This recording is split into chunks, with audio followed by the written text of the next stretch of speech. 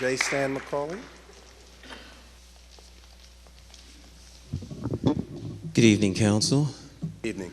Nyesha McCauley, 77 Wadsworth Street, constituent. I had talked to my constituent representative. He said he would like to have attended tonight, but he's out of the city attending a conference, but said that he would send forth a letter. I arise tonight for the occasion to encourage the council to embrace the president's desire to have the police officers wearing cameras. I do not believe that that is a solution, but I believe that it is part of the solution. We give our law enforcement agents tremendous authority, and we give them tremendous power. It's my never to be humble opinion, though, that many of the police officers around the country are accountable only to themselves.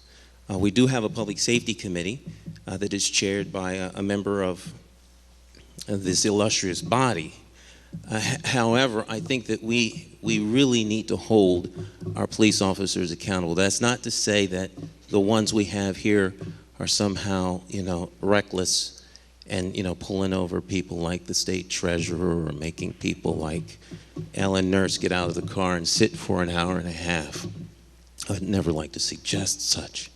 But the day before we had this incident in New York or out there in St. Louis was a fine day. And so you never know when you'll become the next headline. Like cancer, the best way to fight it is to prevent it. And I think with good oversight, we can provide the citizens with that which is necessary as it pertains to our police. And so I'd really like to see us try and get a camera on every police officer. If somehow when someone's watching you and your job, which is why we have managers, because human nature being what it is, people take the path of least resistance and try and do as little as they can. When you have people watching you, you feel like you're accountable.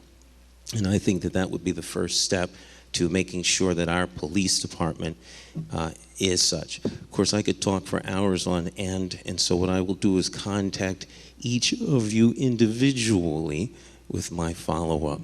I will say this in closing, that I had considered running for council after being here and watching you go through what you did with the city and the ballpark. I am now publicly saying I will never run for office again. My hat is off to you all. It is not easy listening to your constituents complain ad nauseum. You have my deepest respect and gratitude, particularly you, President Sean, as well as our mayor. It ain't an easy job, and I would suggest that for those that are on the other side of me, you ought to run for office. Those of you who think you have all the answers, just knock on a few doors. Thank you for your time. Thank you.